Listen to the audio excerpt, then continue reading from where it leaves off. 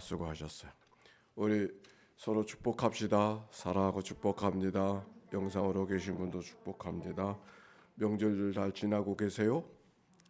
네. 오늘 영상으로 보니까 김명복 권사님 제일 먼저 들어오셨네.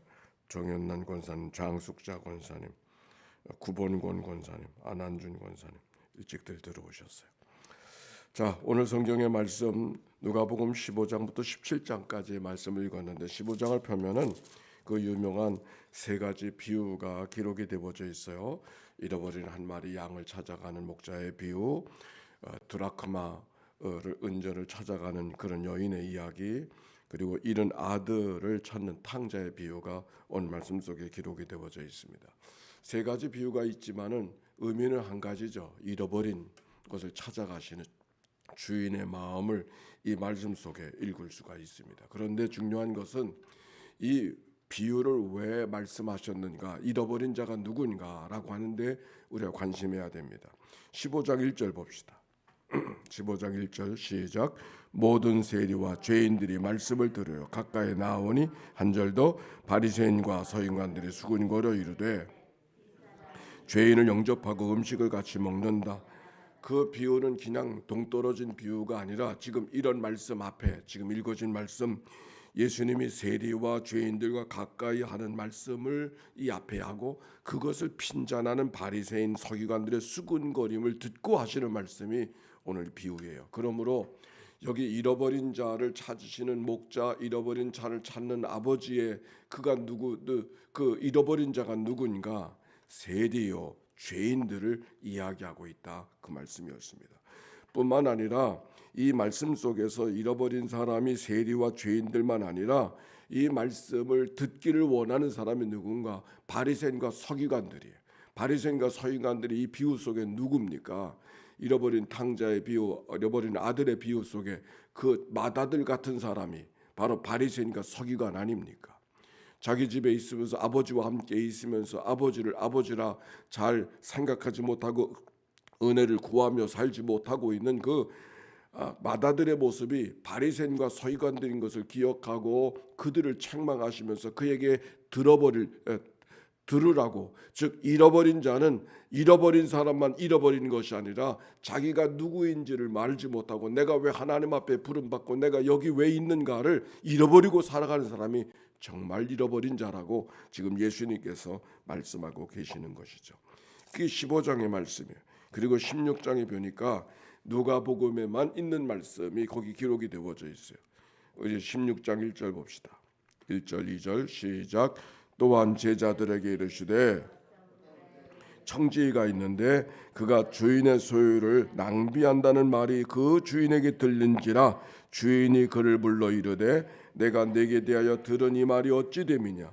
내가 보던 일을 세마라 청지기 직무를 계속하지 못하리라 하니, 네, 불의한 청지기에 대한 비유가 이 말씀 속에 기록이 되어져 있습니다. 여기 보니까 어떤 사람이 청지기는 주인의 소유를 낭비하는 청지기다, 그렇게 말했어요. 청지기는 종은 아닙니다. 다만 자기의 권한과 권리가 있는 사람이요, 그리고 자기의 권한과 권리를 가지고 주인을 위해서 충성하는 사람이 청지기인 것이죠. 그가 주인의 소유를 낭비한다는 소문을 듣고서 주인이 그를 불러서 어찌 된 일이냐고 묻고 내가 보던 일을 세마라, 이 말은 그만두라, 하던 일을 이제 그만두라 라고 하는 말씀이 이 말씀 속에 담겨져 있는 것이죠. 해고가 통지가 됐어요. 해고 통지 받아본 적이 있으세요? 해고 통지 받았을 때 이 불의한 청직이 어떤 마음이었겠습니까? 그가 어떻게 행동하고 있는가, 그것이 오늘 성경에 기록이 되어져 있는데 3절의 말씀, 3절과 4절 시작.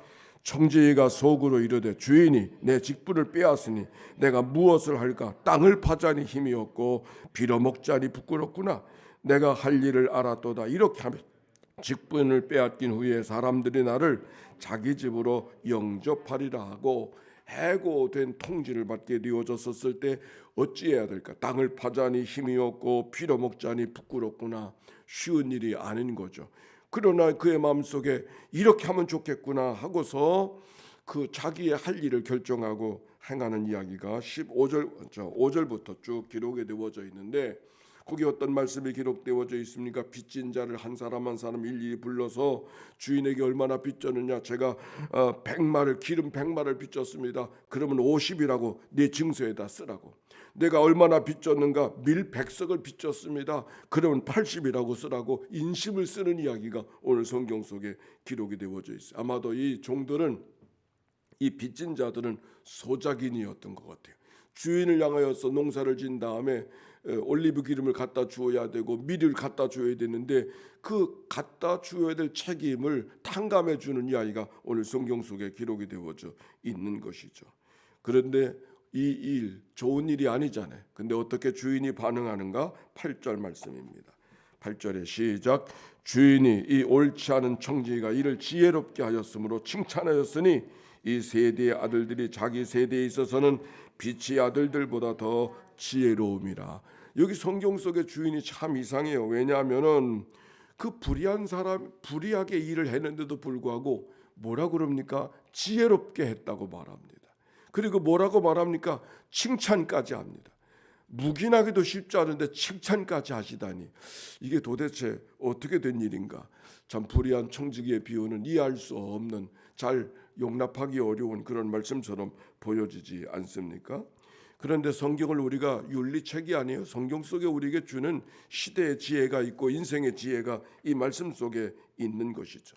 이 주인이 칭찬받은 것은, 이 주인이 칭찬하고 있는 것은 그 사람을 칭찬하는 것이 아니라 그 사람의 지혜를 칭찬하고 있는 거예요. 분명히 여기 성경에도 보니까 주인이 이 옳지 않은 청지기가 그랬어요. 청지기가 하는 일이 옳은 사람이라고 말하지 않았어요. 옳지 않은 청지기라고 그랬어요. 그런데도 불구하고 일을 지혜롭게 했다. 뭘 어떻게 했길래 지혜롭게 했을까? 여기 종은 두 가지가 있죠. 하나는 자기에게 주어져 있는 기회를 놓치지 않은 거예요. 자기가 할 수 있는 기회를 놓치지 않은 거예요. 뿐만 아니라 두 번째는 자기의 미래를 잘 준비하고 있는 거예요. 잘 미래를 준비하고 있다. 그 칭찬받는 그 지혜, 자기가 할 수 있는 기회를 놓치지 않았고 미래를 준비하고 있다는 그 지혜, 그리고 칭찬할 뿐만 아니라 우리에게 본받으라고 말씀하고 있는 것이 오늘 본문에 있는 이야기죠. 그러면서 하시는 말씀이 16장 9절에 이렇게 말해요. 내가 너에게 말하노니 불의의 재물로 친구를 사귀라. 그리하면 그 재물이 없어질 때 그들이 너를 영주할 처소로 영접하리라. 불의의 재물로 친구를 사귀라. 이 말씀이 참 이해하기 어렵죠. 아니, 불의한 재물로 친구를 사귀라니 이게 무슨 말인가? 이 말씀은 이런 겁니다. 재물 자체가 불의한 거예요. 그렇죠? 재물 자체가 불의한 거예요. 왜? 재물 자체가 무슨 왜 불의한가? 우리의 마음을, 하나님께로 향할 마음을 빼앗아가는 게 재물이니까. 그 재물 자체가 불의한 거예요. 재물 자체가 불의하지만 그 불의한 재물로 친구를 사귈 수 있어야 된다. 그런 말씀이에요. 13절에도 보니까 이런 말씀이 기록이 되어져 있어요. 같이 읽읍시다. 시작. 집 하인이 두 주인을 섬길 수 없나니 혹 이를 미워하고 저를 사랑하거나 혹 이를 중히 여기고 저를 경히 여길 것임이니라. 너희는 하나님과 재물을 겸하여 섬길 수 없느니라. 재물 자체가 불의하다고 하는 거예요. 하나님을 향한 마음을 늘 빼앗아가는 게 재물이니까. 그런데 뱀물 자체는 불의한 것이지만 그 불의한 재물을 통해서 누구를 섬기라? 하나님을 섬기라. 친구를 사귀라. 하나님을 섬기라. 오늘 말씀 속에는 충성이 무엇인가를 잘 가르쳐주는 아주 대표적인 말씀이 이 말씀 속에, 충성은 첫째 10절에 보세요. 시작. 지극히 작은 것에 충성된 자는 큰 것을 됐어요. 충성은 뭔가? 지극히 작은 것에 충성하는 거예요. 우리는 보통 큰 일은 대단하게 하는데 작은 일은 소홀히 여기며 살 때가 많지 않습니까? 그건 충성이 아니에요. 작은 일도 큰 일처럼 감당하는 거. 지극히 작은 것이라 그랬어요. 지극히 작은 것은 해도 표도 안 나는 일이고, 지극히 작은 것은 해도 별 소용이 없는 것처럼 느껴지는 일, 마음 써서 할 일이 아닌 게 지극히 작은 일이죠. 근데 그 지극히 작은 일에 충성하는 거, 그게 진정한 충성이에요. 두 번째 11절에 보니까 너희가 만일 불의한 재물에 충성하지 아니하면 불의한 재물, 재물에 충성하는 자가 되어야 돼요. 재물 자체는 불의한 것이지만 그 재물을 잘 관리하는 사람이 진정 충성한 사람인 것을 오늘 성경이 이야기하고 있는 거예요. 12절에 보니까 충성이 뭐니까 너희가 만일 남의 것에 충성하지 아니하면 누가 너희의 것을 너희에게 주겠느냐? 우리가 어디에 충성해야 되는가? 뭐라고 말씀했어요? 남의 것에 충성해야 돼. 자기 것에는 누구나 충성하지 말라 그래도 충성해요. 그렇죠? 자기 것은 충성하지 말라 그래도 충성해. 내 건데 내가 열심히 해야 되는데.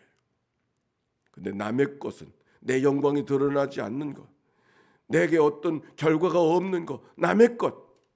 근데 남의 것에 충성할 수 있어요. 내 영광이 없고 내 이름이 드러나지 않은 그 남의 것에 대해서 충성할 수 있을 때 하나님이 우리를 충성된 자로 보고 계시다고 하는 말씀. 이 말씀 속에 충성에 대한 가르침이 있어요. 지극히 작은 것을 큰 일처럼 감당하는 게 충성이에요. 불의한 재물에 충성하는 자가 정말 충성하는 거예요. 그 마틴 루터는 지갑이 회개하지 않으면 진정한 회개가 아니라고 그렇게 말씀을 한 것은 바로 그 말씀 때문에 남의 것에 충성할 수 있어야 돼요. 남의 것은 충성하지 않아도 별로 내게 해도 없고 득도 없어요. 남의 것은 치워버려도 돼. 그러나 그 남의 것 내가 굳이 가서 관심하고 사랑하고 애를 써서 돌보지 않아도 되는 일을 위해서 충성하는 것. 그게 진정한 충성인 것을 오늘 성경이 이야기하는 거예요. 결론이에요. 오늘 청지기를 지혜롭다 불의한 청지기를 불의하다고 말하잖아요. 불의한 청지기를 옳지 않은 청지기를 칭찬하고 있는 이 이야기는 도대체 무슨 말씀인가? 이 청지기는 도대체 누군가? 누굴 것 같아요? 여기 성경에 보니까 청지기가 이렇게 지혜롭게 한 시간이 언제였어요? 언제였어요? 본래 그랬어요? 아니죠. 언제 그랬어요? 해고 통지가 주어졌었을 때. 이젠 그만해라. 그만할 수밖에 없는 환경에 접어들게 되어졌을 때 비로소 그가 지혜로운 인생으로 바뀐 거예요. 우리들의 삶도 해고 통지를 받을 때가 있죠. 언제가 해고 통지를 받는가요? 죽음이 내 앞에 가리울 때. 죽음이 내 앞에 가리울 때.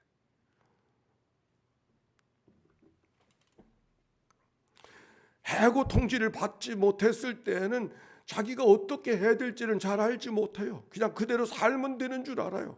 그런데 해고 통지를 받고 보니까 어떻게든지 이 기회를 잘 선용해야 되겠다고 생각하는 생각을 갖게 비로소 되는 것이죠. 다음을 준비해야 되겠다는 생각을 비로소 하게 된 것이죠.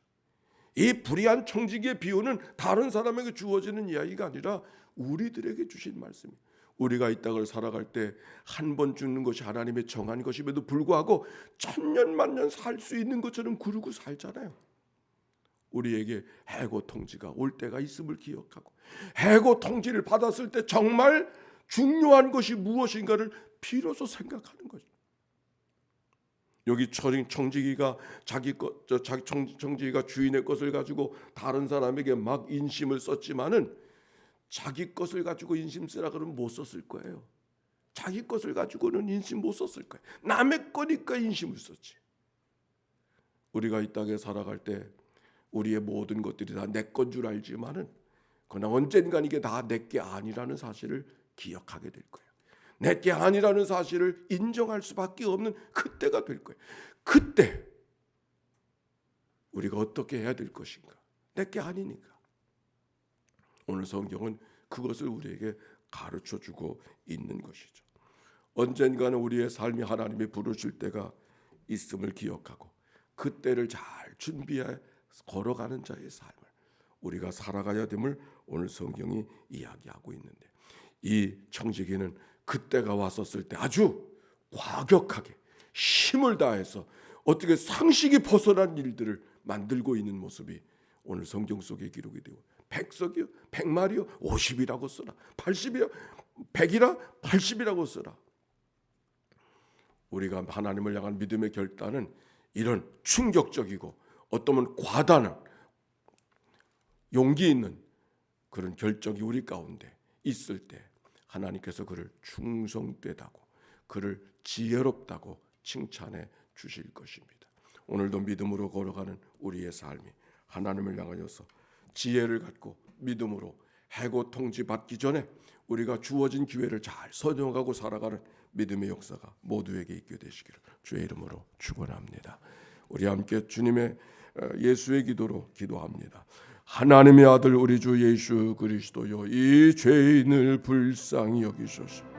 하나님의 아들 우리 주 예수 그리스도여, 이 죄인을 불쌍히 여기소서. 하나님의 아들 우리 주 예수 그리스도여, 설을 맞이한 주의 백성들을 주님 앞에 올려드립니다. 하늘의 문을 열어놓으시고 하늘의 복대으로 채워주시고 강건케 하신 하나님의 은혜가 저들의 심령 속에 임하게 하옵소서. 하나님의 아들 우리 주 예수 그리스도여, 모든 통독자와 낭독자들을 주님 앞에 올려드리오니 주여 저들을 긍휼히 여겨 주옵소서. 하나님의 아들 우리 주 예수 그리스도여, 내 가진 모든 것들이 다 하나님의 것임을 고백하고 하나님의 것들을 가지고 우리가 하나님 앞에 충성되이 살아가는 믿음의 삶이 되게 해주소서. 서게 되는 날 잘했다 칭찬받는 하나님의 사람들이 되도록 은총 나리워 주옵소서. 감사합니다. 찬양합니다. 설 연휴의 한복판에서도 우리가 하나님 앞에 말씀 보고 기도할 수 있는 귀한 시간 앞에 불러내 주신 하나님, 감사와 찬송과 영광을 올려드립니다. 불의한 청지기를 칭찬하셨던 이 이야기가 나를 칭찬하실 하나님의 이야기인 것을 기억하고 우리가 말씀을 따라 기회를 잘 선용하고 내일을 잘 준비하며 용기 있게 오늘을 결단하고 살아가는 하나님의 사람들이 되게 하옵소서. 우리의 모든 것을 주께 의탁합니다. 병상에서 이 아침을 맞이하는 식구들에게 치료와 회복의 시간으로 축복해 주옵소서. 이 한날을 다 주께 의탁하오며 우리를 구원하신 예수님의 이름으로 기도하옵나이다. 아멘. 성부 성자 성령 삼일체 하나님의 크신 은혜와 사랑과 역사가 이제와 같이 영원히 함께해 주시기를 축원하옵나이다. 아멘.